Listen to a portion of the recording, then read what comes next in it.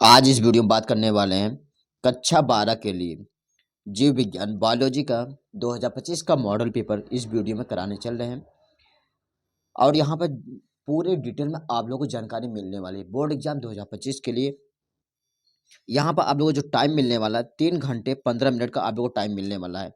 और यहाँ पर जो पूर्णांक रहने वाला है 70 नंबर का आप लोगों को पूर्णांक रहने वाला है। आप लोगों को प्रारंभ में 15 मिनट को पेपर को पढ़ने के लिए टाइम दिया जाएगा। बोर्ड एग्जाम 2025 के लिए जो बायोलॉजी का आप लोगों का पेपर है, आप लोगों का जो पेपर हल करेंगे ना 3 घंटे 15 मिनट का टाइम दिया जाएगा। पेपर को हल करने के लिए 3 घंटे का टाइम दिया जाएगा, 15 मिनट पेपर को पढ़ने के लिए टाइम दिया जाएगा। और सभी प्रश्न क्या रहेंगे? अनिवार्य रहेंगे। सभी प्रश्न क्या रहेंगे? अनिवार्य रहेंगे। यहाँ तीसरे पॉइंट में बताया गया आवश्यकता अनुसार अपनी पुष्टि नामांकित रेखा चित्रों द्वारा कीजिए। यहाँ पर सभी प्रश्नों के निर्धारित अंक उनके सम्मुख अंकित रहेंगे। यहाँ पर उसके बारे में यहाँ पर बताया गया है। और यहाँ दिया गया है क्वेश्चन दिया गया यहाँ पर सही विकल्प चुनकर उत्तर पुस्तिका पर लिखिए। यहाँ पर सही विकल्प अपनी उत्तर पुस्तिका पर लिखना गया। यहाँ पर कुछ बहुविकल्पी प्रश्न रहेंगे। यहाँ पर ये पैटर्न है यहाँ पर एग्जाम का, एक एक नंबर क्वेश्चन रहेगा। यहाँ पहले उसके एक मॉडल पेपर को पहले बता देते हैं, उसके बाद इस पेपर को हल करते हैं। यहाँ पर आज के सेशन में पूरी वीडियो में आप लोग का जो क्लास 10 बायोलॉजी का है ना पेपर पूरा हल करेंगे। पहले हम मॉडल पेपर को देख लेते हैं कैसा है हमारा मॉडल पेपर। यहाँ पर बताया गया है यहाँ पर इस क्वेश्चन में, यहाँ पे देखो बहुविकल्पी प्रश्न। यहाँ पर कितने बहुविकल्पी प्रश्न? यहाँ पर 4 बहुविकल्पी प्रश्न है। यहाँ पर 4 बहुविकल्पी प्रश्न है, एक एक नंबर का है। यहाँ पर उत्तर पुस्तिका भी लिखना रहेगा। उसके बाद अति लघुत्तरी प्रश्न रहेंगे। अति लघुत्तरी प्रश्न रहेंगे, एक एक नंबर का रहेगा। यहाँ पर एक एक नंबर का रहेगा। 5 क्या रहेंगे? यहाँ पर एक नंबर का प्रश्न रहेगा। यहाँ पर 5 नंबर का एक एक प्रश्न रहेंगे। यहाँ पर इनको भी हल करना है यहाँ पर। और 4 नंबर क्या रहेंगे? बहुविकल्पी प्रश्न है, वो भी क्या रहेंगे? एक एक नंबर रहेंगे। उसके बाद आएगा यहाँ पर लघु उत्तरी प्रश्न पार्ट 1। यहाँ कितने नंबर रहेंगे? 2-2 नंबर क्वेश्चन रहेगा। टोटल कितने रहेंगे? 5 क्वेश्चन रहेंगे, 2-2 नंबर रहेगा। टोटल ये कितने नंबर रहेंगे? 10 नंबर का रहेगा। यहाँ पर बोर्ड एग्जाम 2025 बायोलॉजी की बात कर रहे हैं। यहाँ पर लघु उत्तरी पार्ट 2, यहाँ पे देखो 3-3 नंबर क्वेश्चन है। यहाँ पर लघु उत्तरी प्रश्न में यहाँ पर दूसरे पार्ट में यहाँ बताया गया कितना क्वेश्चन है। यहाँ पर इसको भी देख लेते हैं। यहाँ पर 5 क्वेश्चन है। यहाँ पर तीन नंबर के 5 क्वेश्चन है। यहाँ पर टोटल ये 15 नंबर हो गए। यहाँ पर चौथे पार्ट में बताया गया यहाँ पर लघु उत्तरी प्रश्न के यहाँ पर क्या है? सेकंड पार्ट है। यहाँ पर ये 3 नंबर क्वेश्चन पूछा जाएगा। टोटल कितने प्रश्न पूछे जाएंगे? 5 प्रश्न पूछे जाएंगे। टोटल ये 15 नंबर का है। यहाँ पर 5वें क्वेश्चन में आप लोग देखने को मिलेगा यहाँ पर 4 प्रश्न रहेंगे। यहाँ पर 3-3 नंबर रहेंगे। यहाँ पर बोर्ड एग्जाम में यही पैटर्न देखने को मिलेगा। बोर्ड एग्जाम 2025 पे यही पैटर्न सेम पैटर्न देखने को मिलेगा। यहाँ पर 3 नंबर के 4 प्रश्न रहेंगे। टोटली 12 नंबर हो गए यहाँ पर 5वें वाले पार्ट में। छठे नंबर क्वेश्चन में आप लोग क्या देखने को मिलेगा? यहाँ पर इसको देख लेते हैं। यहाँ पर छठे नंबर क्वेश्चन में यहाँ पर देखो, यहाँ भी आप लोगों को 3 नंबर के ही प्रश्न देखने को मिलेंगे। यहाँ पर देखो टिप्पणी लिखने के लिए 2 क्वेश्चन यहाँ पर आधे 1.5 नंबर का है। यहाँ पर पीसीआर यहाँ पर प्रतिबंध एंजाइम यहाँ पर 1.5 नंबर का है। यहाँ पर 3 नंबर का है। यहाँ पर जैव प्रौद्योगिकी कृषि क्षेत्र में क्या उपयोग? यहाँ पर 3 नंबर का है। परजीवी जंतु से आप क्या समझते हैं? कोई एक उदाहरण दीजिए। यहाँ पर 3 नंबर का है। यहाँ पर 4 प्रश्न है। यहाँ पर ये भी 3 नंबर का है, 12 नंबर का है यहाँ टोटल।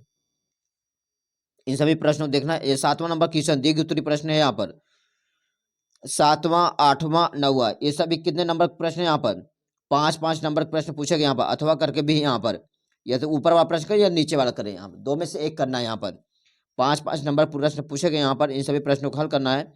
9 प्रश्न तक है। यहाँ पर जो यहाँ पर दीर्घ उत्तरी प्रश्न दिया गया, टोटल कितने नंबर के? 5-5 नंबर पूछे गए हैं ये सब प्रश्न। अब इसके बाद हम देखते हैं पूरे पेपर को हल करते हैं। यहाँ पर 3 नंबर का है, 2 नंबर का है और यहाँ 5 नंबर प्रश्न है। यहाँ पर ये टोटल 70 नंबर का है यहाँ पर बोर्ड एग्जाम। और यहाँ पर देखो 4 बहुविकल्पी प्रश्न है। यहाँ पर क्वेश्चन को हल करना है।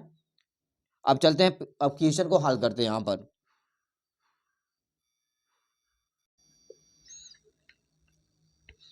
यहाँ पर पहला क्वेश्चन यहाँ पर 4 बहुविकल्पी प्रश्न थे। यहाँ पर उत्तर के साथ में देखते हैं। यहाँ पर पादप कोशिका की दीवार मुख्यतः किसकी बनी होती है? पादप कोशिका की दीवार मुख्यतः किससे बनी होती है? ऑप्शन यहाँ पर ग्लूकोज है, सेलुलोज है, ग्लाइकोजन है, प्रोटीन है। यहाँ इस क्वेश्चन जो राइट आंसर जो मॉडल पेपर क्वेश्चन यहाँ पर जो इसका राइट आंसर सेलुलोज होगा यहाँ पर। Option number B right answer यहाँ कुछ पॉइंट बताया गया यहाँ पर। व्याख्या, पादप कोशिका की दीवार सेलुलोज से बनी होती है जो एक जटिल कार्बोहाइड्रेट है। यहाँ पर व्याख्या में क्या बताया गया है यहाँ पर, पादप कोशिका की दीवार सेलुलोज से क्या होती बनी होती जो एक जटिल कार्बोहाइड्रेट, यह एक कोशिका की संरचना और मजबूती प्रदान करता है। यहाँ पर उसके बारे में यहाँ पर बताया गया है। अगला हमारा जो क्वेश्चन है यहाँ पर उसको देख लेते हैं। यहाँ पर मानव शरीर में यूरिया का निर्माण कहाँ होता है? ये भी क्या इंपॉर्टेंट क्वेश्चन है यहाँ पर, मॉडल पेपर क्वेश्चन है यहाँ पर। मानव शरीर में यूरिया का निर्माण कहाँ होता है? 4 ऑप्शन देगा यहाँ भाई, हृदय, यकृत, गुर्दा, अमाशय। 4 ऑप्शन देगा। यहाँ से इसका जो राइट आंसर होगा यहाँ पर यकृत।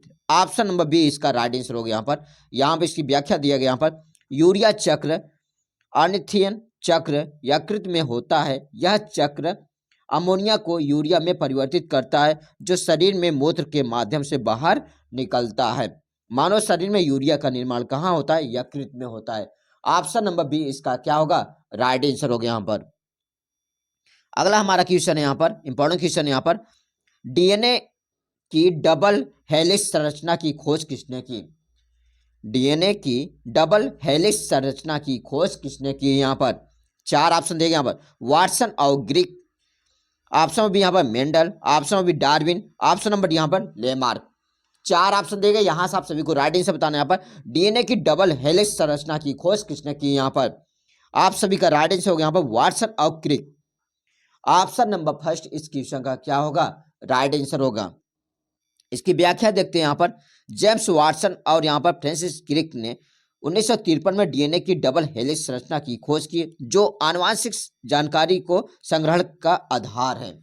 उसके बारे में यहाँ पर बताया गया है। डीएनए की डबल हेलिक्स संरचना की खोज किसने की? यहाँ पर वाटसन और क्रिक। ऑप्शन नंबर फर्स्ट इसका राइट आंसर होगा यहाँ पर। अगला क्वेश्चन देखते हैं यहाँ पर, प्रकाश संश्लेषण में प्रकाश ऊर्जा को किस रूप में संग्रहित किया जाता है? प्रकाश संश्लेषण में प्रकाश ऊर्जा को किस रूप में संग्रहित किया जाता है? वसा, प्रोटीन, एटीपी और यहाँ पर NADPH कार्बोहाइड्रेट। यहाँ पे इस क्वेश्चन जो राइट आंसर होगा यहाँ पर option number C right answer यहाँ पर एटीपी और NADPH। Option number C right answer होगा यहाँ पर। इसकी व्याख्या देख लेते हैं यहाँ पर, प्रकाश संश्लेषण की संरचना प्रक्रिया में सूर्य की ऊर्जा को एटीपी और यहाँ पर NADPH के रूप में संग्रहित किया जाता है जो एक डार्क रिएक्शन में कार्बोहाइड्रेट के संश्लेषण के लिए क्या होता है? उपयोग किए जाते हैं। उसके बारे में हमें बताया गया है। ऑप्शन नंबर सी इसका क्या होगा? राइट आंसर होगा यहाँ पर। अगला क्वेश्चन यहाँ पर, 5वां क्वेश्चन यहाँ पर, निम्नलिखित में से कौन सा हार्मोन रक्त का शर्करा के स्तर को कम करता है? निम्नलिखित में से कौन सा हार्मोन रक्त का शर्करा के स्तर को क्या करता है? कम करता है। इंसुलिन, ग्लाइकॉन, एड्रेनालाइन, यहाँ पर थायरॉक्सिन। यहाँ पे इस क्वेश्चन जो राइट आंसर होगा option number A insulin. Option number first इसका क्या होगा? राइट आंसर होगा यहाँ पर। इसकी व्याख्या देखते हैं यहाँ पर, इंसुलिन अग्नाशय द्वारा स्रावित होता है और यह रक्त में शर्करा के स्तर को कम करने के लिए ग्लूकोज की कोशिकाओं में प्रवेश करने में क्या करता है? मदद करता है। यहाँ पर उसके बारे में यहाँ पर बताया गया है। अगला क्वेश्चन देखते हैं यहाँ पर,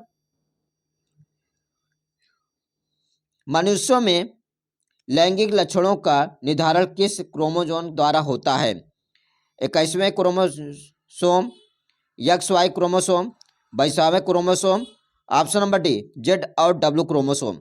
यहाँ पे इस क्वेश्चन जो राइट आंसर होगा यहाँ पर X और Y क्रोमोसोम।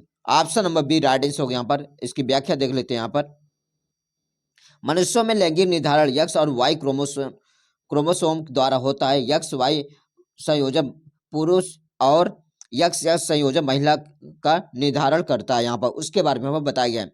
आप जो क्वेश्चन कराने चल रहे हैं यहाँ पर अति लघु उत्तरीय प्रश्न, यहाँ पर एक नंबर क्वेश्चन यहाँ पर, इसको देख लेते हैं यहाँ पर। आज का हमारा फर्स्ट क्वेश्चन यहाँ पर, फिल्टर और टर्नर सिंड्रोम में गुणसूत्र की संख्या लिखिए। क्लाइन फिल्टर एवं टर्नर सिंड्रोम में गुणसूत्रों की संख्या लिखिए। इसका हल देखते हैं यहाँ पर। पहले क्लाइन फिल्टर सिंड्रोम क्या होता है यहाँ पर उसको देख लेते हैं। यहाँ पर बता गया यह एक आनुवंशिक विकार जिसमें पुरुषों में एक अतिरिक्त यक्ष गुणसूत्र 44 होता है। यहाँ क्या होता है इसमें 47 हो गया, यहाँ पर 47 होता है। यहाँ पर एक एक्स्ट्रा यहाँ पर गुणसूत्र होता है यहाँ पर। और टर्नर सिंड्रोम में क्या होता है यहाँ पर, यह एक आनुवंशिक विकार जिसमें महिलाओं में यक्ष गुणसूत्र की क्या होती है, कमी होती है। इसमें क्या होगा 44 प्लस यक्ष हो गया यहाँ पर, एक यक्ष कमी हो गया यहाँ पर, कितना हो जाएगा 45 हो जाएगा यहाँ पर। नर जन्म कोशिकाएं किस विभाजन द्वारा शुक्राणुओं का निर्माण करती हैं? नर जन्म कोशिकाएं किस विभाजन द्वारा शुक्राणुओं का निर्माण करती हैं? इसका उत्तर देख लेते हैं यहाँ पर। नर जन्म कोशिकाएं शुक्राणुओं का निर्माण मियोसिस अर्धसूत्री विभाजन द्वारा करती हैं। इसकी व्याख्या देखते हैं यहाँ पर। मियोसिस विभाजन में जन्म कोशिकाएं 2 बार विभाजित होती हैं जिसमें 4 शुक्राणु बनते हैं। प्रत्येक शुक्राणु में केवल आधे गुणसूत्र होते हैं। युग्मज, जिसे युग्मज के क्या कहते हैं, जाइगोट के निर्माण में अंडाणु से जुड़ते हैं यहाँ पर, उसके बारे में यहाँ पर बताया गया है। अगला हमारा क्वेश्चन यहाँ पर इंपॉर्टेंट क्वेश्चन यहाँ पर है, परागकण मात्र कोशिका में गुणसूत्र की संख्या क्या होती है? इसकी यहाँ पर उत्तर देखते हैं। यहाँ पर परागकण मात्र कोशिका में गुणसूत्र की संख्या डिप्लॉइड होती है। यहाँ पर इसकी व्याख्या देखते हैं। यहाँ पर परागकण मात्र कोशिका में फूल परागकोश ईथर में पाई जाती है। यहाँ पर यह माइटोसिस विभाजन द्वारा 4 हैलाइड परागकणों का निर्माण करती हैं। इस प्रक्रिया में डिप्लॉइड कोशिका से गुणसूत्र की संख्या क्या होती है, आधी हो जाती है। यहाँ पर उसके बारे में यहाँ पर बताया गया है। अगला क्वेश्चन देखते हैं। यहाँ पर इंपॉर्टेंट क्वेश्चन है यहाँ पर सभी। उस एंजाइम का नाम लिखिए जो डीएनए अणु को खंडों में तोड़ देता है। उस एंजाइम का नाम लिखिए जो डीएनए अणु को खंडों में तोड़ देता है। इसका उत्तर है यहाँ पर, वह एंजाइम डीएनए है जो डीएनए के अणु खंडों को तोड़ देता है। क्या करता है, तोड़ देता है। यहाँ पर उसके बारे में बताया गया। इसकी व्याख्या देखते हैं। यहाँ पर डीएनए एक प्रकार की न्यूक्लियोटाइड एंजाइम है जो डीएनए अणु के फास्फोडाइरेक्ट बंधों से तोड़कर इसे छोटे छोटे खंडों में क्या करता है, विभाजित करता है। यह एंजाइम डीएनए के अपघटन में क्या होता है, सहायक होता है। उसके बारे में हमें बताया गया है। यहाँ बात कर लेते हैं। अगला क्वेश्चन यहाँ पर, सम्मिश्र में परिकलित पिरामिड किस प्रकार के होते हैं? सम्मिश्र में परिकलित पिरामिड 3 प्रकार के होते हैं।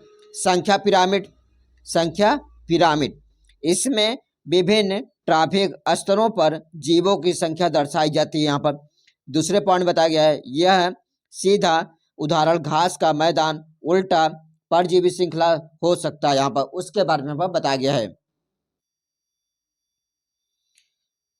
जैवमंडल पिरामिड, इसमें विभिन्न ट्रैफिक स्तरों पर जीवों के कुल द्रव्यमान को दिखाया जाता है। इसमें विभिन्न ट्रैफिकों स्तर पर जीवों के कुल द्रव्यमान को दिखाया जाता है। यहाँ पर उसके बारे में यहाँ पर बताया गया है। यह सीधा उदाहरण स्थलीय पारिस्थितिकी तंत्र या उल्टा स्थलीय पारिस्थितिकी तंत्र हो सकता है। यहाँ पर उसके बारे में यहाँ पर बताया गया है। ऊर्जा पिरामिड क्या होता है, यहाँ पर उसको देख लेते हैं। यहाँ पर यह ऊर्जा के प्रभाव को विभिन्न ट्रैफिक स्तरों को पर दर्शाता है। दूसरे पार्ट में बताया गया है, हमेशा सीधा होता है क्योंकि ऊर्जा का प्रभाव ऊपरी स्तरों पर क्या होता है, कम होता है। उसके बारे में हमें बताया गया है। महत्व इसका देख लेते हैं। यहाँ पर यह पिरामिड सम्मिश्र ऊर्जा संख्या और जैवमंडल के वितरण को समझाने में क्या करता है, मदद करता है। यहाँ पर उसके बारे में हमें बताया गया है। अतिलघु प्रश्न 1 में देख लेते हैं। यहाँ पर पक्षियों में लिंग निर्धारण को स्पष्ट कीजिए।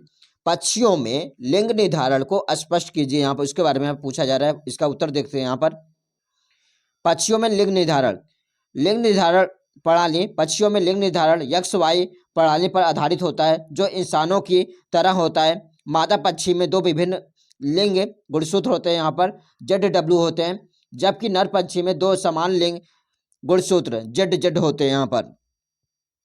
यहाँ बात कर लेते हैं मादा और नर के गुणसूत्र। यहाँ पर नर पक्षी में क्या होता है, ZZ के दोनों गुणसूत्र समान होते हैं। मादा पंछी में क्या होता है, ZW में एक गुणसूत्र Z, दूसरा W होता है। अंडे में लिंग निर्धारण, पंछियों के लिंग का निर्धारण अंडे के अंदर होता है। जब अंडे का विकास शुरू होता है तो अंडे में Z और W गुणसूत्र के आधार पर तय होता है कि नर बनेगा या मादा बनेगा। यहाँ बात कर लेते हैं जैविक लिंग। जैविक लिंग क्या होता है, यदि अंडे में W गुणसूत्र होता है तो वह मादा पंछी बनेगा, यदि अंडे में Z गुणसूत्र होता है तो वह नर पंछी बनेगा। उदाहरण के लिए बात कर लेते हैं यहाँ पर मुर्गा और मुर्गी का उदाहरण लिया जा सकता है, जहां मुर्गा ZW मादा होता है और मुर्गी ZZ क्या होता है, नर होता है। यहाँ उदाहरण में क्या बताया गया है, मुर्गा और मुर्गी का उदाहरण लिया जा सकता है यहाँ पर, जहां मुर्गी में क्या होता है, यहाँ पर गुणसूत्र होता है, ZW होता है, मादा होता है, और मुर्गा में क्या होता है, ZZ होता है। जैसे यहाँ पर पुरुष में होता है और यहाँ पर पुरुष और महिला में, ऐसे इसमें भी होता है। यहाँ निष्कर्ष का क्या लिखता है, पक्षियों में लिंग निर्धारण के लिए ZW प्रणाली जिम्मेदार होता है, जिसमें मादा पंछी में ZW गुणसूत्र होते हैं, जबकि नर पंछी में क्या होता है, ZZ गुणसूत्र होते हैं। वाटसन तथा ग्रीक द्वारा प्रस्तुत, इसको देख लेते हैं यहाँ पर, वाटसन तथा क्रिक द्वारा प्रस्तुत, इसको ये 2 नंबर क्वेश्चन है यहाँ पर। वाटसन तथा क्रिक द्वारा प्रस्तुत डबल हेलिक्स मॉडल क्या है, यहाँ पर इसको देख लेते हैं यहाँ पर। विकसित करता जेम्स वाटसन और यहाँ पर है फिशिस क्रिक ने 1953 में DNA की संरचना का खुलासा किया था। इसके मूल विचार क्या था, यहाँ पर इसको देख लेते हैं यहाँ पर।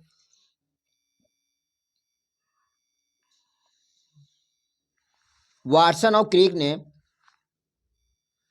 DNA की संरचना को डबल हेलिक्स के रूप में प्रस्तुत किया। इसका मतलब कि DNA की लंबी घुंघराले धाराओं के रूप में मौजूद होते हैं, एक दूसरे के यहाँ पर इर्द गिर्द लिपटी होती हैं। यहाँ पर स्टैंड, यहाँ धाराएं देख लेते हैं आप। इसमें डबल हेलिक्स में 2 यहाँ पर है न्यूक्लियोटाइड स्टैंड होते हैं जो एक दूसरे के विपरीत दिशा में चलते हैं। प्रत्येक स्टैंड पर एक यहाँ पर फास्फेट शुगर बैकबोन से क्या होता है, जुड़ा होता है। यहाँ पर उसके बारे में हमको बताया गया है। नाइट्रोजन बेस, नाइट्रोजन युक्त यौगिक, इसको देख लेते हैं यहाँ पर। दोनों स्टैंड में 4 प्रकार के नाइट्रोजन युक्त बेस होते हैं, एडेनाइन, थाइमिन, साइटोसिन, गुआनिन। यहाँ दिए गए, यहाँ पर इसके 4 यहाँ पर नाइट्रोजन युक्त बेस है। यहाँ पर एडेनाइन हमेशा थाइमिन के साथ और यहाँ पर साइटोसिन हमेशा गुआनिन के साथ जोड़ता है। यह बेस जोड़ने के लिए हाइड्रोजन बाइंड का उपयोग करते हैं। हेलिक्स का आकार क्या होता है, यहाँ पर इसको देख लेते हैं यहाँ पर। डबल हेलिक्स का आकार 2 स्टैंड के बीच में लगभग 20 एंगस्ट्रॉम की चौड़ाई और 3.4 नैनोमीटर की ऊंचाई वाला होता है। मूल्य और प्रभाव इसका क्या है, उसको देख लेते हैं यहाँ पर। मूल प्रभाव क्या है, वाटसन और क्रिक ने डबल हेलिक्स मॉडल जीन के आनुवंशिक कोडिंग और DNA की यहाँ पर संरचना प्रक्रिया को समझाने के लिए अत्यंत महत्वपूर्ण था। इस मॉडल ने आधुनिक जीव विज्ञान के क्रांतिकारी बदलाव किया और यहाँ पर आनुवंशिक और जैविक विज्ञान के क्षेत्रों में अनेकों नई खोजों में क्या किया, प्रेरित किया। यहाँ पर उसके बारे में बताया गया है। पुरस्कार यहाँ देख लेते हैं यहाँ पर। इस खोज के लिए यहाँ पर वाटसन ग्रीक के लिए यहाँ पर क्लिंकिस को यहाँ पर 1962 में नोबेल पुरस्कार से सम्मानित किया गया। यहाँ पर इसके निष्कर्ष क्या है, वाटसन और क्रिक द्वारा प्रस्तुत डबल हेलिक्स मॉडल ने DNA की संरचना को समझने के लिए एक मील का पत्थर साबित किया। यह आधुनिक जैविक विज्ञान का आधार बना। अगला हमारा जो क्वेश्चन है यहाँ पर, वाटसन क्रिक द्वारा प्रस्तुत DNA के द्विकुंडलित मॉडल का स्वेच्छा नामांकित चित्र बनाना है। यहाँ पर इसके चित्र की बात कर रहा है। यहाँ पर इसके चित्र को बताया गया। यहाँ पर ये क्या है, कौन सी हेडिंग था हमारा, वाटसन क्रिक द्वारा प्रस्तुत यहाँ का DNA के द्विकुंडली मॉडल का स्वेच्छा वाटसन क्रिक का जो यहाँ पर था, यहाँ पर उसके चित्र को बताया गया। यहाँ पर ऐसे चित्र बनेगा। यहाँ पर ये कैसा चित्र है, यहाँ पे एक हम बना के बता दे रहे हैं, ऐसे है। यहाँ पर ऐसे करके है। यहाँ पर इसको चित्र को देख लीजिएगा। यहाँ पर इसको पूरे विस्तार रूप से यहाँ देख लीजिए, एक दूसरे जुड़े हुए। यहाँ पर ये शेप कैसा बनेगा यहाँ पर, एक ऐसे लेना, ये इधर से आया हुआ।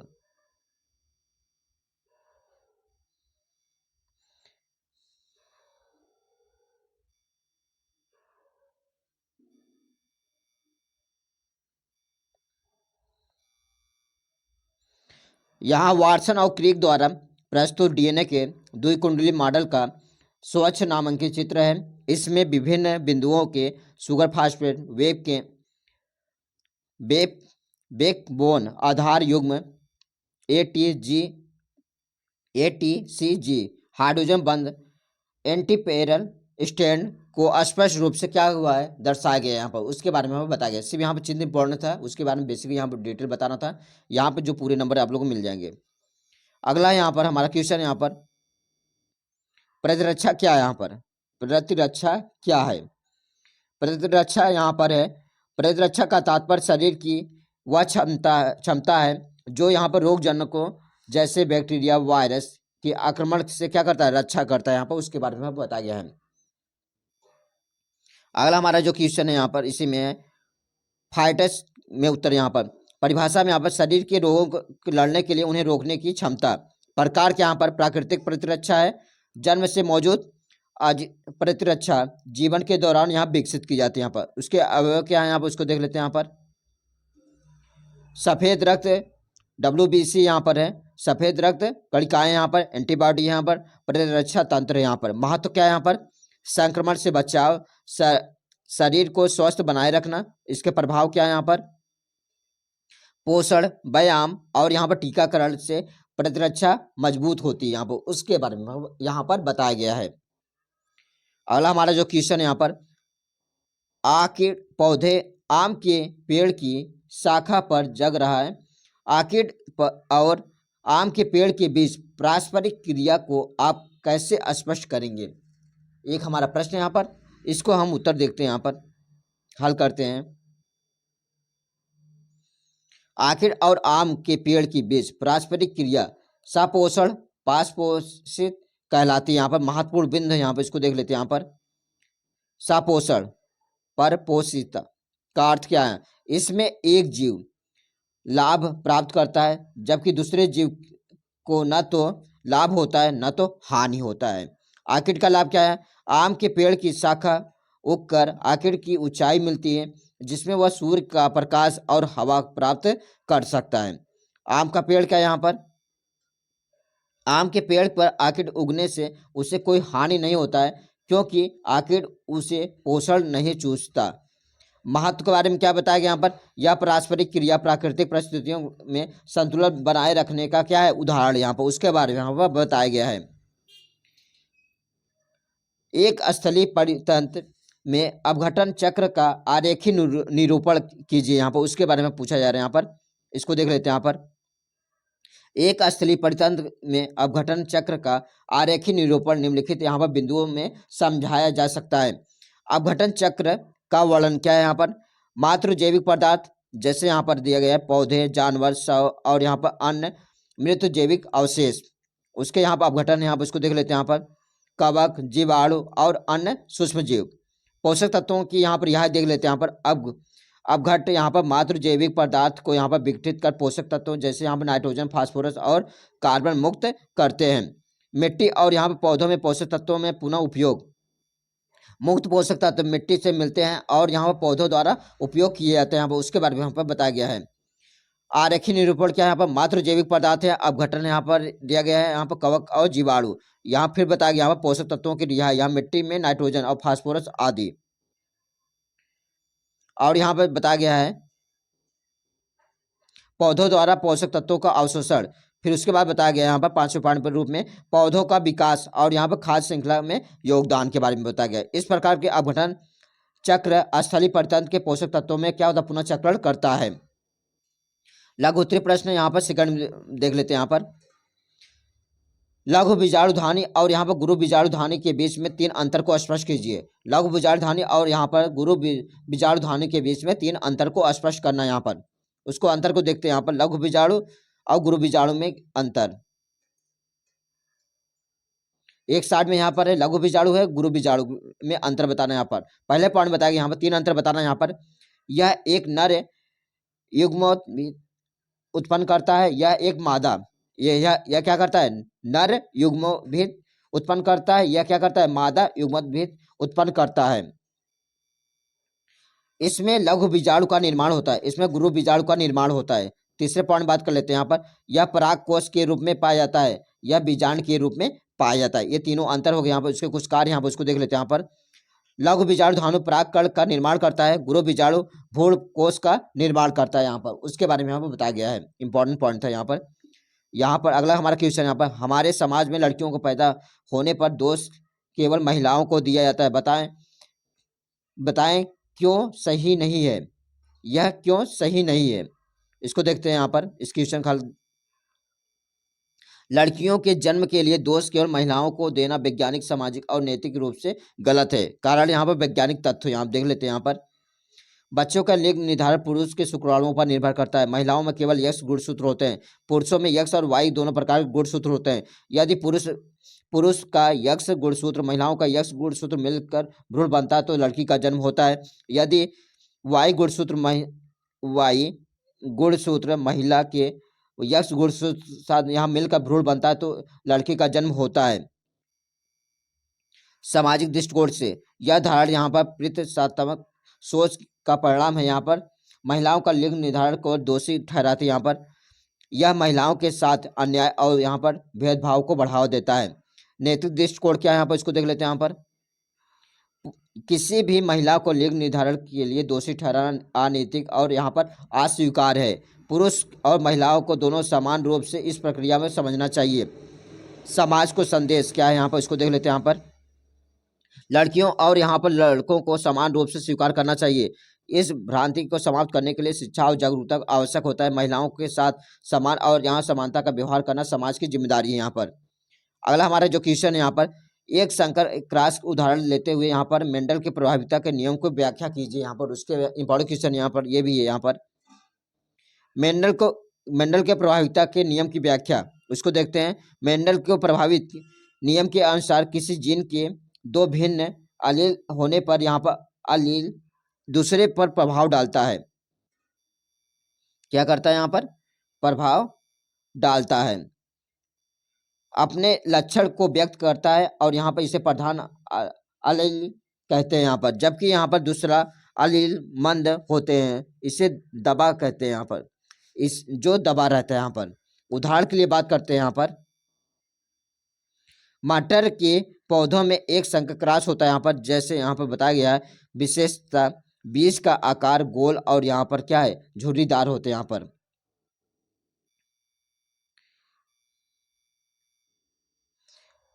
गोल बीज क्या यहाँ पर प्रधान लक्षण होते हैं। यहाँ पर झुर्रीदार बीज क्या होते हैं, मंद लक्षण होते हैं। यहाँ पर संज्ञा बताया गया, यहाँ पर गोल बीज के लिए यहाँ पर जीनोटाइप प्रधान होता है, झुर्रीदार बीज के लिए यहाँ पर क्या जीनोटाइप होते हैं। यहाँ पर क्रॉस व्याख्या यहाँ पर इसको देख लेते हैं। यहाँ पर माता पिता यहाँ पर गोल बीज RR, झुर्री बीज क्या RR होते हैं। या पीढ़ी के संतान क्या होते हैं, यहाँ पर सभी संतानों में जीनोटाइप्स होते हैं। यहाँ पर फलस्वरूप सभी बीजों में गोल होते हैं क्योंकि R प्रधान होता है। F2 पीढ़ी में क्या है, यहाँ पर F पीढ़ी और यहाँ पर RR के आपस में क्रॉस किया जाता है।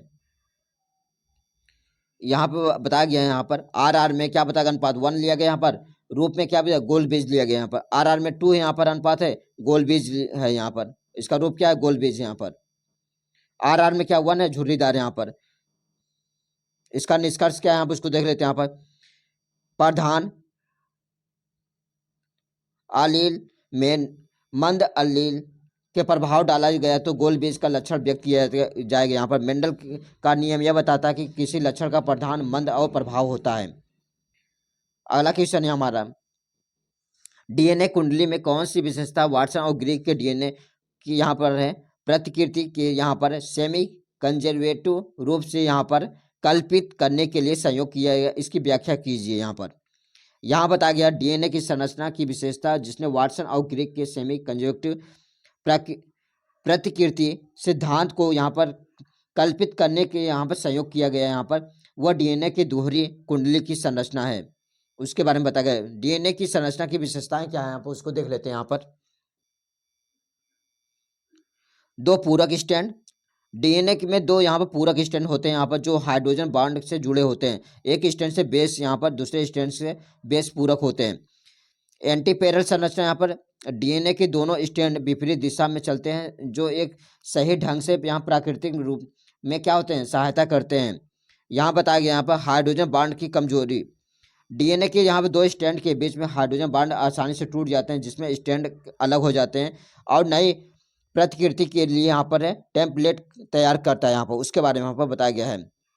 सेमी कंजर्वेटिव प्रतिकृति सिद्धांत क्या है यहाँ पर, वाटसन और क्रिक ने यह कल्पना कि यहाँ पर डीएनए की दोहरी कुंडली में से प्रत्येक स्ट्रैंड नई यहाँ प्राकृतिक के लिए यहाँ पर टेम्पलेट के रूप में कार्य करता है। सेमी कंजर्वेटिव प्राकृतिक संचरण चरण क्या है यहाँ पर, उसको देख लेते हैं। यहाँ पर डीएनए मूल डीएनए में स्ट्रैंड अलग होते हैं। यहाँ पर स्ट्रैंड बॉन्ड टूटने में दो यहाँ पूरक स्ट्रैंड में अलग हो जाते हैं। दो नए पूरक स्ट्रैंड का संश्लेषण यहाँ देख लेते हैं। यहाँ पर प्रत्येक पुराने स्ट्रैंड में पूरक आधार जुड़ते हैं। ATGC के नियम के अनुसार होता है। परिणाम क्या है यहाँ पर, प्रत्येक नई डीएनए में अणु में एक पुराना स्ट्रैंड और एक नया स्ट्रैंड होता है। यहाँ पर उसके बारे में यहाँ बताया गया है। इसके महत्व के बारे में बताया गया है। जो हमारा अगला क्वेश्चन है यहाँ पर, मलेरिया परजीवी में जीवन चक्र का स्वच्छ यहाँ नामांकित चित्र बनाइए। यहाँ पर मलेरिया परजीवी में जीवन चक्र के दो मुख्य मेजबानों में पूरा होता है। यहाँ पर उसको देख लेते हैं। यहाँ पर मच्छर, मादा एनफ्लीज मच्छर होता है। यहाँ पर मनुष्य में क्या होता है, यहाँ परजीवी मानव के शरीर में क्या होता है, विकसित करता है। मलेरिया परजीवी में जीवन चक्र यहाँ पर उसको देख लेते हैं। यहाँ पर मनुष्य में जीवन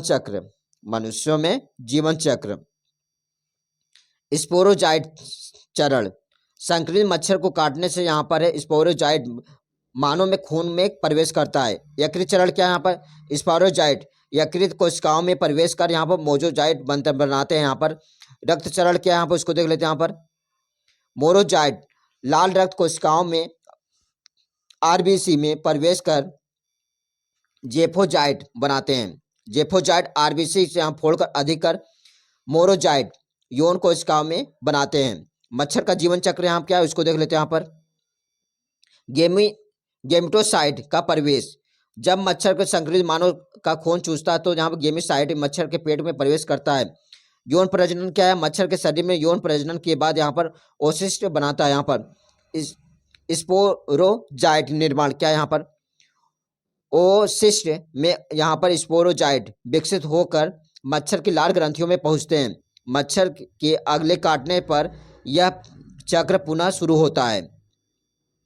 नामांकित चित्र हम देख लेते हैं। यहाँ पर मच्छर के अंदर गेमिटोसाइट युग्मक ओसिस्ट यहाँ का स्पोरोजाइट होता है। यहाँ पर मनुष्य में क्या होता है, यहाँ पर स्पोरोजाइट यकृत होता है, मेरोजाइट होता है। यहाँ पर RBC में टेफोजाइट होता है, अधिक मेरोजाइट होगा यहाँ पर। अगला हमारा जो क्वेश्चन यहाँ पर है, जैविक के अध्ययन में संक्रामक रोगों के लिए नियंत्रित करने के लिए किस प्रकार की हमारी सहायता की है। यहाँ पर जैविक जीव विज्ञान के अध्ययन में ने संक्रामक रोगों को नियंत्रित करने में किस प्रकार की हमारी सहायता की है। इसका उत्तर देखते हैं। यहाँ पर जैविकी जीव विज्ञान के अध्ययन ने संक्रामक रोगों को नियंत्रित करने में महत्वपूर्ण योगदान दिया है। यह समझने में मदद मिली है कि रोग कैसे फैलते हैं, उनके कारक क्या हैं और उन्हें कैसे रोका या नियंत्रित किया जा सकता है। संक्रमण रोगों को नियंत्रित करने की जैविक की भूमिका क्या है, यहाँ पर रोगों का कारण कैसे पहचाने, यहाँ पर उसके बारे में यहाँ पर बताया गया है। जैविकों की सूक्ष्म जीवों, बैक्टीरिया, वायरस, कवक, प्रोटोजोआ को खोजने और उनकी संरचना कार्यप्रणाली को समझने में क्या होती है, मदद की। यहाँ पर उदाहरण के लिए प्लेग के लिए येसिनिया पेस्टिस, मलेरिया के लिए प्लाज्मोडियम। रोग के फैलाव का अध्ययन कैसे हुआ है, आप उसको देख लेते हैं। यहाँ पर एपिडेमियोलॉजी रोगों के फैलाव को यहाँ पर पैटर्न के स्रोत और यहाँ पर संवेदनशील समूहों के अध्ययन करके रोकथाम के तरीकों को खोजे गए। यहाँ पर उदाहरण के लिए पानी, हवा, भोजन या जीव जंतुओं के माध्यम से रोग फैलने के तरीकों की पहचान की गई। यहाँ पर टीकों का विकास, जैविकी अनुसंधान, इम्यूनोलॉजी, प्रतिरक्षा विज्ञान को समझा और यहाँ प्रभावित टीकों का विकास संभव किया। उदाहरण की बात करते हैं चेचक, पोलियो, कोविड-19 जैसी बीमारियों को नियंत्रित करने के लिए टीकाकरण, एंटीबायोटिक्स, एंटीवायरल दवाओं का निर्माण, सूक्ष्म जीवों को कार्यतंत्र का अध्ययन करके एंटीबायोटिक जैसे यहाँ पर पेनिसिलिन और यहाँ पर एंटीवायरल दवाओं का निर्माण किया गया। यह एक वायरल संक्रमणों के इलाज के लिए क्रांतिकारी कदम साबित हुआ। स्वच्छता और रोकथाम उपायों को समझ, जैविकी ने रोगों के फैलाव को रोकने के लिए स्वच्छता, एंटी सैनिटाइजेशन, व्यक्तिगत हाइजीन के महत्व को समझाया गया। यहाँ पर उसके उदाहरण के लिए बात कर लेते हैं। यहाँ पर हाथ धोने, स्वच्छ जल, भोजन का उपयोग, कीट नियंत्रण। यहाँ पर छठे पॉइंट बताया गया। यहाँ पर रोगों के निदान के लिए तकनीकें, जैव प्रौद्योगिकी और यहाँ पर जैविक विधियों को तेज एवं सटीक रोग निदान संभव है। यहाँ पर PCR तकनीक, एल्सा टेस्ट, रोग प्रतिरोधक क्षमता का विकास, इम्यून सिस्टम को समझने के लिए यहाँ पर वैकल्पिक चिकित्सा और यहाँ पर मोनोक्लोनल एंटीबायोटिक और यहाँ पर है इम्यूनोथेरेपी विकसित की गई। यहाँ पर जागरूकता और शिक्षा, जैविकी अध्ययन से रोगों के लक्षण, कारण, बचाव के उपायों के बारे में लोगों को शिक्षित करने में मदद मिली। यहाँ पर उसके बारे में बताया गया। यहाँ पर अगला हमारा जो क्वेश्चन है यहाँ पर, जैव उर्वरक किस प्रकार की मृदा की उर्वरक को बढ़ाता है? जैव उर्वरक किस प्रकार की मृदा की उर्वरता को बढ़ाता है? जैव उर्वरक यहाँ हम देखते हैं बायो फर्टिलाइजर, ये ऐसे प्राकृतिक उर्वरक हैं जिसमें यहाँ सूक्ष्म जीव, बैक्टीरिया, कवक, यहाँ शैवाल आदि यह मृदा की उर्वरता को यहाँ बढ़ाने में मदद करते हैं यहाँ पर और पर्यावरण को अनुकूल बनाते हैं। यहाँ पर अगले पॉइंट बताया यहाँ पर जैव उर्वरता मृदा की उर्वरता कैसे बढ़ाता है?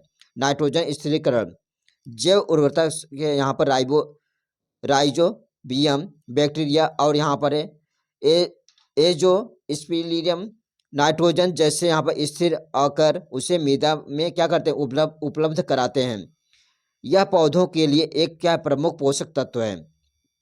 अगले पॉइंट बताया गया उदाहरण के लिए दलहनी पौधों की जड़ों के लिए यहाँ पर राइजोबियम बैक्टीरिया होता है। अगले पॉइंट बात कर लेते हैं यहाँ पर फास्फोरस की उपलब्धता बढ़ाना, जैव उर्वरक जैसे फास्फोर सॉल्युबिलाइजिंग बैक्टीरिया मृदा में फास्फोरस को घुलनशील बनाते हैं जिसमें पौधों को आसानी से अवशोषित कर पाते हैं। जैविक पदार्थों का अपघटन यहाँ आप देखते हैं। यहाँ पर जैव उर्वरक जैसे यहाँ पर है स्यूडोमोनास, ट्राइकोडर्मा, कवक मृदा जैविक पदार्थों को विघटित कर पोषक तत्वों को मुक्त करते हैं। इसमें क्या होता है? मृदा की उर्वरता को बढ़ाते हैं। यहाँ पर शैवाल का योगदान, नील हरित शैवाल और एजोला जल में नाइट्रोजन स्थिरीकरण करते हैं और यहाँ पर है चावल की खेती में मृदा को पोषक तत्वों को प्रदान करते हैं। अगले पॉइंट बताया गया यहाँ पर मृदा संरचना में सुधार यहाँ देख लेते हैं। जैसे उर्वरक मृदा को भौतिक गुणों में बेहतर बनाते हैं जैसे मृदा जल धारण क्षमता और यहाँ पर वातान यहाँ बताया गया। रोग प्रतिरोधक क्षमता बढ़ाना, कुछ जैव उर्वरता पौधों को यहाँ पर रोगजनक से बचाते हैं जिसमें उनकी वृद्धि और उत्पादन बढ़ता है। यहाँ पर उदाहरण में बताया गया यहाँ पर PGPR के बारे में बताया गया। यहाँ पर जैव उर्वरक के लाभ क्या यहाँ पर पर्यावरण को अनुकूल करते हैं। यहाँ पर दूसरे पॉइंट बताया गया रासायनिक उर्वरकों का उपयोग कम करते हैं, मृदा की यहाँ पर है दीर्घकालिक उर्वरता को बनाए रखते हैं। यहाँ पर उसके बारे में यहाँ पर बताया गया। निष्कर्ष क्या है यहाँ पर जैव उर्वरता मृदा की पोषक तत्वों की उपलब्धता को बढ़ाकर मृदा की संरचना को सुधार कर यहाँ पौधों के लिए यहाँ पर अनुकूल वातावरण बनाकर मृदा की उर्वरता को बढ़ाते हैं। यहाँ पर उसके बारे में यहाँ पर बताया गया है। अगला हमारा जो क्वेश्चन है यहाँ पर वैक्यूलोरेसिस क्या है? यहाँ पर वैक्यूलोरेसिस एक प्रकार का संक्रमण यहाँ पर ये क्या है? वायरस है। वैक्यूलोर वायरस द्वारा उत्पन्न वैक्यूलोर वायरस एक प्रकार का वायरस है जो मुख्य रूप से कीड़ों विशेषकर कीटों को संक्रमित करते हैं। क्या करते हैं? संक्रमित करते हैं। ये वायरस आमतौर पर कीटों कोशिकाओं को संक्रमित करते हैं और उनके शरीर में रोगजनक प्रभाव को उत्पन्न करते हैं। वैक्यूल वायरस का समान विवरण क्या है यहाँ पर उसको देख लेते हैं। यहाँ पर संरचना वैक्यूलो वायरस दोहरी संरचना DNA के वायरस होते हैं। यहाँ पर ये वायरस वैक्यूलो वायरस परिवार के अंतर्गत आते हैं जो और कीटों के रूप में विशेष रूप से हानिकारक होते हैं। संक्रमण का तरीका इसको देख लेते हैं। यहाँ पर वैक्यूलर वायरस संक्रमित कीट के शरीर में प्रवेश करते हैं और उनकी कोशिकाओं के गुणन करते हैं। यहाँ पर इस प्रक्रिया के दौरान वायरस संख्या बढ़ती है और यहाँ कीट की कोशिकाओं को नष्ट किया जाता है। यहाँ पर अगले पॉइंट बताया गया, यहाँ पर यह संक्रमण आमतौर पर कीट के पेट अन्य अंगों को क्या करता है, प्रभावित करता है। सामान्य लक्षण क्या है उसको देख लेते हैं। यहाँ पर वैक्यूलर वायरस में यहाँ पर संक्रमित कीटों के मृत्यु का कारण उनकी कोशिकाओं का टूटना और शरीर के यहाँ पर विषाक्त पदार्थ का निर्माण करना। संक्रमित कीटों में सुस्ती, कमजोरी और शरीर में कभी कभी आसपास पाउडर जैसी यहाँ पर संरचना बन सकती है। यहाँ पर उसके बारे में यहाँ पर बताया गया है। प्रमुख प्रकार क्या यहाँ पर, जैसे कीटों में यहाँ पर वैक्यूलर वायरस आमतौर पर पाया जाता है। वाणिज्य उपयोग क्या है यहाँ पर उसको देख लेते हैं। यहाँ पर कीट नियंत्रण, वैक्यूलर वायरस का उपयोग जैविक कीट नियंत्रण में किया जाता है क्योंकि यह विशेष रूप से यहाँ पर कीटों पर प्रभाव डालता है। ये पर्यावरण के लिए सुरक्षित होते हैं और रासायनिक कीटनाशक के बजाय कीटों का नियंत्रित करने के लिए उपयोगी होते हैं। निष्कर्ष में वैक्यूलर वायरसेस कीटों में उत्पन्न होने के लिए संक्रमण प्रक्रिया यहाँ पर जिसमें वैक्यूलर वायरस कीटों के अंदर प्रवेश करते हैं, जिन्हें नष्ट करते हैं। यह वायरस उपयोग जैविक कीटों नियंत्रण में भी किया जाता है, कृषि लाभकारी होता है। निम्नलिखित टिप्पणी, पीसीआर, पहले बात कर लेते हैं पीसीआर क्या है यहाँ पर उसके बारे में। पीसीआर एक अत्यधिक महत्वपूर्ण और प्रभावी जैविक तकनीक है जिसका उपयोग डीएनए में विशेष खंड को बढ़ाने के लिए किया जाता है। यह विधि 1893 कार्ल वेजल द्वारा विकसित की गई थी। इसके लिए उन्होंने 1993 में नोबेल पुरस्कार मिला था। पीसीआर कार्य सिद्धांत क्या है उसको देख लेते हैं। पीसीआर में डीएनए के एक छोटे खंड के लाखों प्रतियों में बढ़ाया जाता है, जिसमें यहाँ पर खंड का अध्ययन करना संभव हो जाता है। यह प्रक्रिया 3 मुख्य चरण में पूरी होती है। डीएनए डीनेचुरेशन, सबसे पहले तापमान को 94 से 98 डिग्री सेंटीग्रेड तक बढ़ाया जाता है, जिसमें डीएनए के 2 स्ट्रैंड अलग हो जाते हैं, यहाँ पर डीनेचुरेशन कहते हैं। एनीलिंग क्या है यहाँ पर, एनीलिंग। इसके बाद तापमान को 50 से 65 डिग्री टेम्परेचर पर घटाया जाता है, जिसमें यहाँ प्राइमर टेम्पलेट डीएनए में से जुड़ जाते हैं और उन्हें एक दिशा में जोड़ते हैं। यहाँ पर लंबाई में वृद्धि, यहाँ क्या है, लंबाई में वृद्धि। इसके बाद यहाँ तापमान 72 डिग्री सेंटीग्रेड तक बढ़ाया जाता है, जिसमें डीएनए यहाँ पर पॉलीमरेज एंजाइम नए यहाँ पर डीएनए स्ट्रैंड का निर्माण करते हैं। यह चक्र 20 से 40 बार दोहराया जाता है, जिसमें छोटे डीएनए खंड लाखों प्रतियां में उत्पन्न करते हैं। यहाँ पर उसके बारे में यहाँ पर बताया गया है। पीसीआर का उपयोग बताना, यहाँ पर पीसीआर का उपयोग डीएनए का विश्लेषण, जेनेटिक अध्ययन, यहाँ पर आनुवंशिक बीमारियों का पता लगाने के लिए यहाँ पर पैतृक परीक्षणों का इसका उपयोग किया जाता है। रोग पहचान, बैक्टीरिया और वायरस के डीएनए को पता लगाने के लिए यहाँ पर जैसे कोविड-19 परीक्षण में पीसीआर का उपयोग।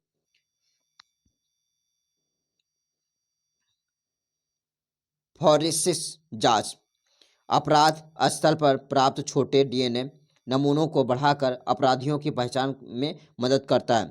विकासात्मक जैविकी, पादपों में यहाँ पर जीवों को जेनेटिक अध्ययन में पीसीआर का उपयोग किया जाता है। यहाँ पर उसके बारे में बताया गया, उसका निष्कर्ष बताया गया है। अब बात कर लेते हैं प्रतिबंध एंजाइम। प्रतिबंध एंजाइम क्या है, यहाँ पर प्रतिबंध एंजाइम जिन्हें यहाँ पर रिस्टिशन, यहाँ पर एंडोन्यूक्लियस भी कहा जाता है। ऐसे में एंजाइम होते हैं यहाँ पर जो विशेष डीएनए अनुक्रमों की पहचान कर उन्हें काटने का काम करते हैं। ये एंजाइम अक्सर बैक्टीरिया में पाए जाते हैं। इनका मुख्य कार्य बैक्टीरिया के वायरस से बचाना होता है। प्रतिबंध एंजाइम का कार्य, विशिष्ट डीएनए अनुक्रमों की पहचान। प्रतिबंध एंजाइम विशेष डीएनए अनुक्रमों को पहचान करते हुए आमतौर पर 4 से 8 न्यूक्लियोटाइड्स के बने होते हैं। अनुक्रम में पलटकर ये होते हैं यहाँ पर, यानी उनके दोनों स्ट्रैंड पर पढ़ने का तरीका समान होता है। डीएनए काटना, एक बार जब एंजाइम अपने लक्षित अनुक्रमों को पहचान कर लेता है तो उस स्थान पर डीएनए को काटता है। इस प्रकार डीएनए के छोटे छोटे टुकड़ों में विभाजित कर देता है। डीएनए के जोड़ने का कार्य, यह एंजाइम वायरस या अन्य विदेशी डीएनए के प्रभाव को समाप्त करने के लिए काम करते हैं ताकि बैक्टीरिया के जीनोम को सुरक्षित रहे।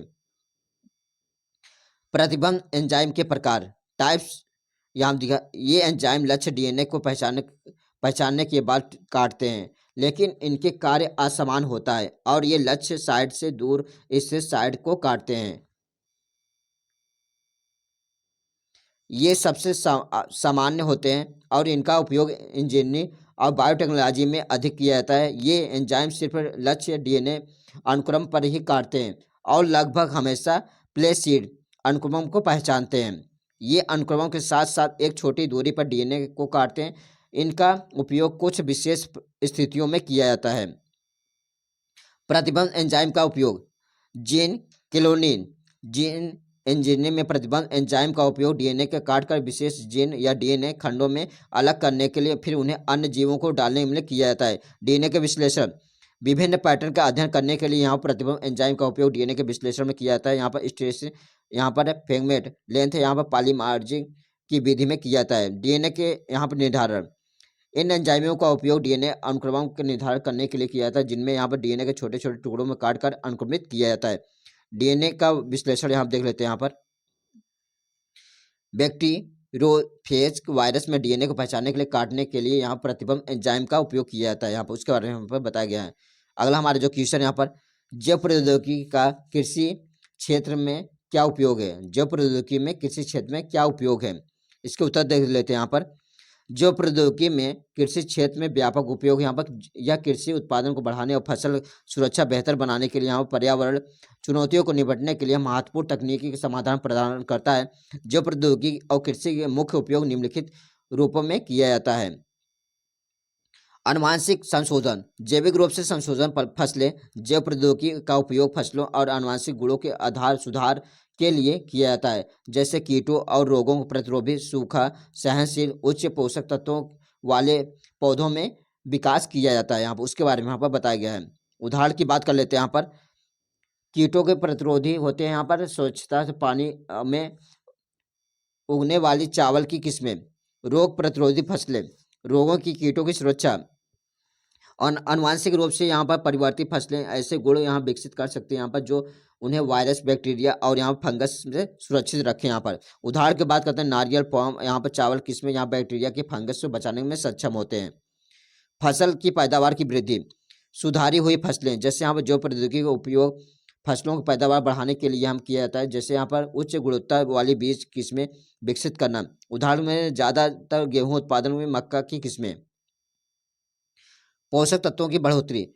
फसलों में यहाँ पर पोषक तत्वों की वृद्धि। यहाँ पर जैव प्रौद्योगिकी का उपयोग फसलों के महत्वपूर्ण पोषक तत्वों, जैसे यहाँ पर है विटामिन और यहाँ पर मिनरल्स की मात्रा को बढ़ाने के लिए किया जाता है। उदाहरण के लिए बात कर लेते हैं, विटामिन ए यहाँ पर समृद्ध यहाँ पर आयरन युक्त चावल। अगले पॉइंट बात कर लेते हैं यहाँ पर खरपतवार नियंत्रण।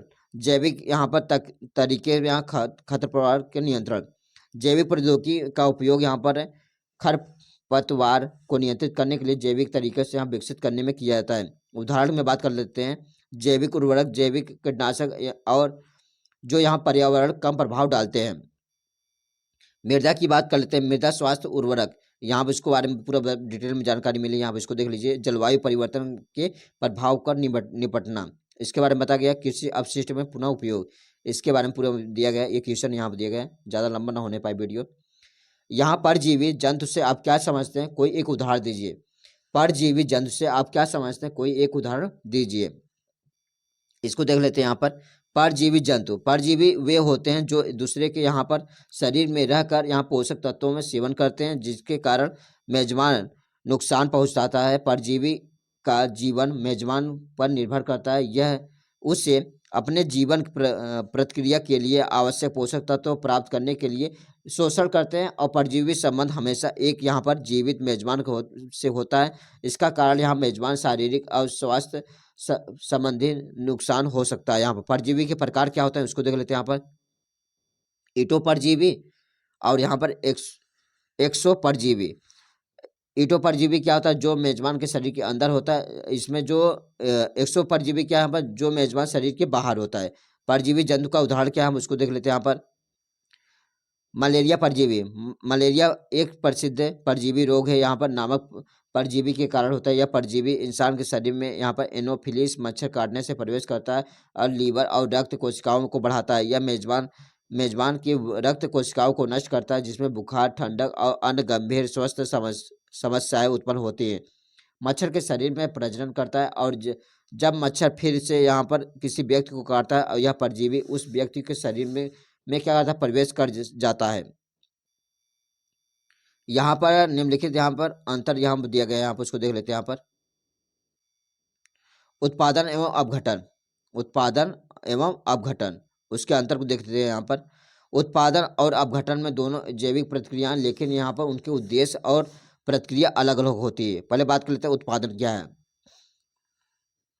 उत्पादन उस प्रक्रिया को कहते हैं जिसमें जीवों द्वारा नए पदार्थ का निर्माण होता है, विशेष रूप से ऊर्जा और जैविक पदार्थों के यह प्रक्रिया मुख्य रूप से ऊर्जा मुख्य रूप से पौधों अन्य उत्पादकों जैसे शैवाल और कुछ बैक्टीरिया में होती है। यहाँ पर मुख्य उदाहरण क्या है हम उसको देख लेते हैं। यहाँ पर प्रकाश संश्लेषण, पौधों में सूर्य प्रकाश उपयोग करके यहाँ पर जल और कार्बन डाइऑक्साइड से ग्लूकोज, कार्बोहाइड्रेट, ऑक्सीजन का उत्पादन करते हैं। दूसरे पार्ट में बताया गया यह ऊर्जा उत्पादन करने का तरीका है यहाँ पर जिनमें अन्य जीवों द्वारा ऊर्जा प्राप्त करने के लिए इस्तेमाल किया जाता है। प्रोटीन और अन्य जैविक पदार्थों का निर्माण, पौधों और अन्य उत्पादन पोषक तत्वों का उपयोग करके यहाँ पर जैविक पदार्थों को कार्बोहाइड्रेट का निर्माण करते हैं। अपघटन क्या हम उसको देख लेते हैं। यहाँ पर अपघटन उस प्रक्रिया को कहते हैं जिसमें